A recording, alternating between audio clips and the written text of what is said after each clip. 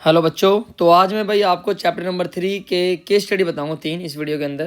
तो देख एंड तक देखना, और तीनों ही केस स्टडी मोस्ट इंपॉर्टेंट है।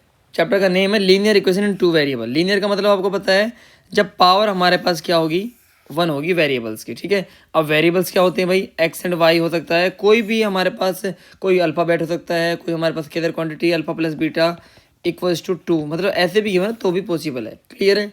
अब देखिए पहला जो हमारे पास केस स्टडी कह रहा है वो क्या कहता है, कहता है जी एक टेस्ट कंसिस्ट ऑफ ट्रू और फॉल्स क्वेश्चन। एक टेस्ट होता है, उसके अंदर ट्रू और फॉल्स क्वेश्चन है। 1 mark is awarded for every correct answer. 1 mark दिया जाता है करेक्ट के लिए और 1/4 डिडक्ट किया जाता है रॉन्ग आंसर के लिए। ठीक है जी। A student knew the answers to some of the question. एक बच्चा कुछ क्वेश्चन जानता है, rest of the question he attempt by guessing, मतलब तुक्के मारता है, चीटिंग करता है, कुछ भी बोल सकते हैं हम। ठीक है, he answer 120 question and got 90 marks. तो भाई अब ऐसे क्वेश्चंस के लिए क्या करना है, ये एक चीज़ तो पता लग गई कि करेक्ट के लिए तो मिल रहा है उसको 1 और रॉन्ग के लिए उसको डिडक्ट हो रहा है 1/4। जब भी डिडक्ट होगा तो उसके लिए आपको 1/4 करना है और करेक्ट के लिए आपको 1 करना है। ठीक है जी।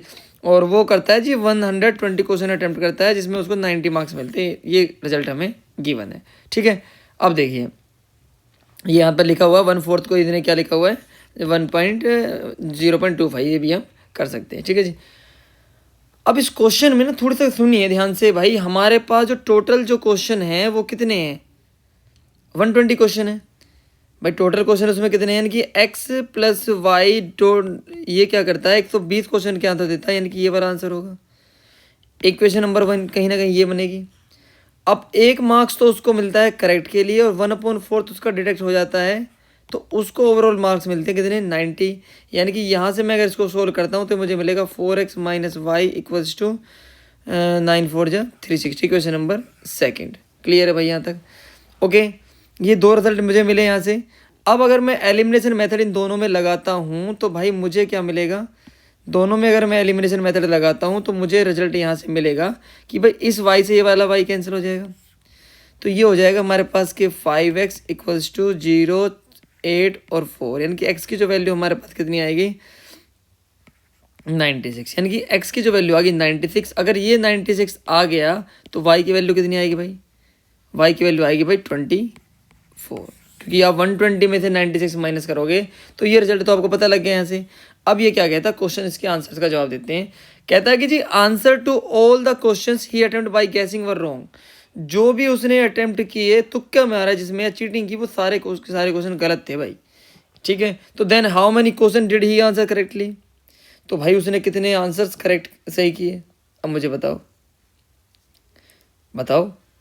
अब उसने क्या हुआ, देखो थोड़ा क्वेश्चन को स्टेटमेंट थोड़ी समझना ध्यान से। ठीक है, क्या कह रहा है स्टेटमेंट के अंदर कि हमारे पास कहता है if answer to all questions, answer to all question he attempt by guessing were wrong. वे सारे क्वेश्चंस में उसने क्या मारा, तुक्के मारे। ठीक है, by guessing were wrong, then how many question did he answer correctly, तो उसने कितने answer how many question did he answer correctly, तो सिंपल सी बात है 96 के सही मिले, 24 तो गलत हो गए ना, तो पहले का आंसर हो जाएगा भाई 96। How many question did he guess, 24 question उसने गैस किए थे, हम पहले निकाल चुके हैं। If answer to all questions he attempt by guessing were wrong and answer 80 correctly, then how many marks he got, बताओ भाई।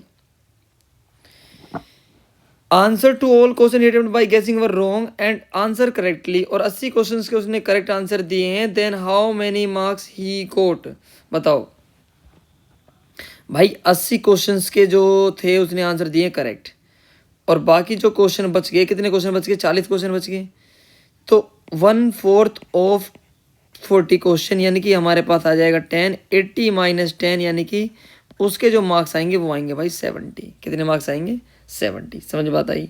ओके, अब देखिए नेक्स्ट वाला कहता है जी answer to all the question attempt by guessing were wrong, then how many question answer correctly to score. अब कहता है कि 95 मार्क्स प्राप्त करने के लिए उसको कितने वो करने पड़ेंगे भाई, कितने प्राप्त करने पड़ेंगे। बट टोटल हमने जो करेक्ट माने थे वो माने थे x माइनस 1/4, हम माइनस कर देते हैं उस टोटल क्वेश्चन में से x माइनस कर देते हैं, क्योंकि x क्वेश्चन का हम पहले ही लिख चुके हैं। ठीक है जी, और इक्वल्स टू हमारे पास कितना आएगा यहाँ से, ये आएगा भाई हमारे पास कितना आएगा 95, क्योंकि हमें जो स्कोर कराना है वो कराना है भाई 95। क्लियर है, तो इसको जब सोल्व करते हैं इस वाले रिजल्ट को, तो कितना आएगा हमारे पास, यहाँ पे लिख देता हूँ मैं कितना इसकी इधर मल्टीप्लाई कर देता हूँ, ये आएगा 4x, इसको करूँगा तो माइनस के 120 प्लस का x, और 4 की यहाँ पे करूँगा तो ये आ जाएगा 380, ठीक है जी। यानी कि ये आएगा 5x इक्वल्स टू 500, x की वैल्यू आ जाएगी भाई 100। तो उस केस के अंदर उसको क्या करने पड़ेंगे, 100 क्वेश्चन करेक्ट करने पड़ेंगे और 5 वो रो होंगे, ठीक है। क्लियर है, मतलब 100 क्वेश्चन उसको करेक्ट करने पड़ेंगे और 20 क्वेश्चन उसको क्या करने पड़ेंगे, रॉन्ग, और तब जाके उसका जो ओवरऑल जो स्कोर रहेगा वो रहेगा 95। बहुत अच्छा की स्टडी, ध्यान रखना भाई, ठीक है, बहुत इंपॉर्टेंट है, ध्यान। ओके, क्लियर है। अब देखो नेक्स्ट जो हमारे पास गिवन है केस स्टडी नंबर 2, सुनना ध्यान से। ये वाला जो केस स्टडी है 9th क्लास वाले बच्चों के लिए भी बहुत इंपॉर्टेंट है, ये पूछा जाता है जनरली क्वेश्चन। ओके, तो क्या कहता है इस क्वेश्चन के अंदर, सुनिए ध्यान से। देखो तो क्या कह रहा है यहाँ पे क्वेश्चन के अंदर, Amit is planning two by a house and the layout is given below. Amit एक घर खरीदने की कोशिश करता है और उसका जो फिगर है वो इस तरीके से दिया गया है। The design and the measurement has been made such that areas of the 2 bedrooms and the kitchen together is 90। देखो एरिया ऑफ द 2 बेडरूम, भाई दोनों बेडरूम का, and kitchen together is 95 square metre, ठीक है। भाई दोनों बेडरूम हो गए हमारे पास, ये वाला भी और ये वाला भी, और दूसरी जो कंडीशन कहता है और किचन, ये इन तीनों का जो एरिया है वो हमारे पास कितना है, 195, सॉरी 95। क्लियर है। अब एक बात बताओ यहाँ से यार, जब मेरे पास इसकी ब्रेथ 5 है और लेंथ x है तो इसका एरिया कहीं ना कहीं 5x हो जाएगा, इसका भी हमारे पास 5x हो जाएगा, ये y है ये 5 है, ये कहीं ना कहीं 5y हो जाएगा। यानी कि 5x plus 5x 10x plus 5y, इसको मैं कहीं ना कहीं इतना लिख दूँ 10x plus 5y equals to 95। 5 common लेता हूँ तो ये मिलेगा 2x plus Y equals to 19, equation number 1। ठीक है भाई यहाँ तक ओके, पहला वाला रिजल्ट क्लियर है।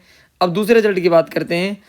अब यहाँ से और क्या कहता है ये, कहता है form the linear equation in 2 variables from this situation. तो इससे बना दी हमने भाई, क्या आंसर आया था हमारे पास 2x plus Y equals to 90, 2x plus Y equals to 90, ये होगा इसका आंसर। क्लियर है। Find the length of the outer boundary of the layout. तो भाई इसकी लेंथ निकालनी है outer boundary of the layout. तो इसकी लेंथ कैसे निकाल सकते हैं, थोड़ा ध्यान से सुनना। ये जो 15 है कहीं ना कहीं ये भी हमारे पास 15 होगा, यानी कि x plus 2 plus Y equals to 15 होगा। यहाँ से x प्लस वाई की वैल्यू क्या आएगी, ये क्वेश्चन नंबर 2 होगी, ये क्वेश्चन नंबर 1 होगी। जब आप इन दोनों को सोल्व करते हो तो क्या रिजल्ट मिलेगा भाई, इसको और इसको जब सोल्व करते हैं तो कितना आएगा बोलो, 2x plus Y equals to 19, x plus Y equals to 13।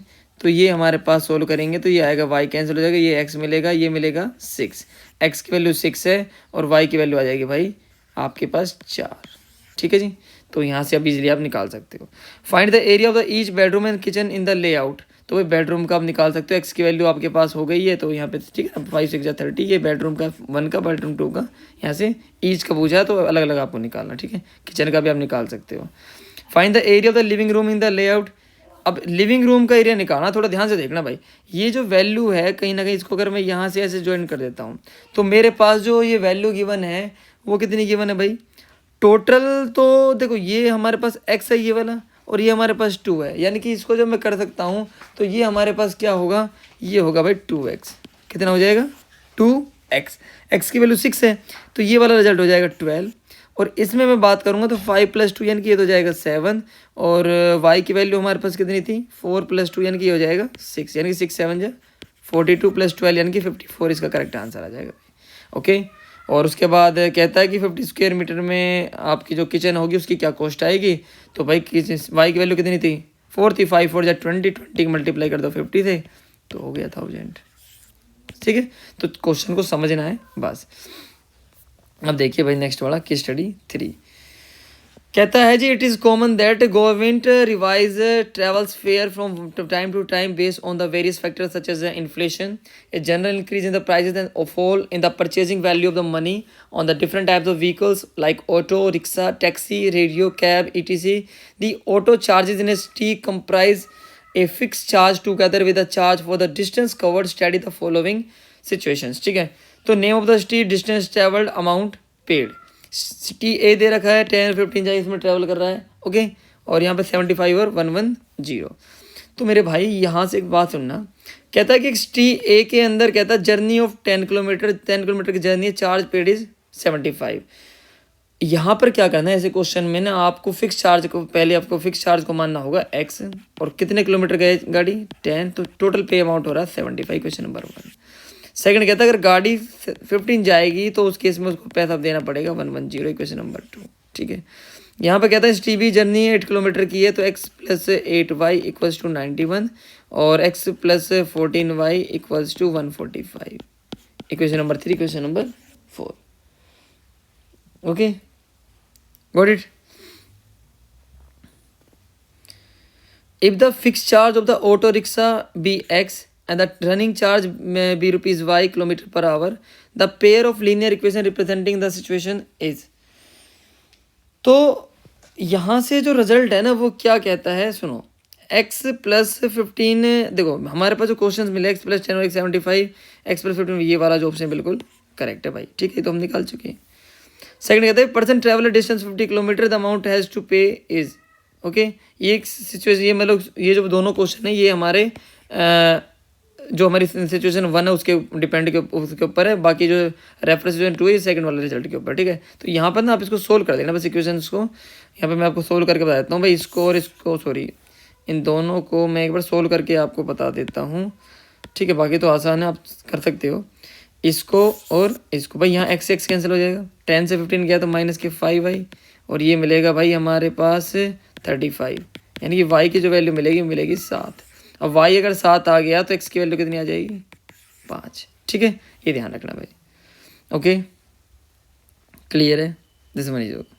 तो अब यहाँ से आप इजीली हम निकाल सकते हो। ठीक है ना, 50 किलोमीटर आपको पूछा गया तो x + 50y = आप सोल्व कर सकते हो। यहाँ पे x की वैल्यू आपको पता ही लग गई है कितनी है, 5 है, और y की वैल्यू 7 है, तो यानी कि 350, यानी कि ये हो जाएगा हमारे पास 355। ठीक है जी, ऑप्शन ऐसा है, ऑप्शन नंबर सी करेक्ट होगा। तो भाई सेकंड के लिए मैंने क्वेश्चन बना दिए, आप इसको ट्राई करेंगे।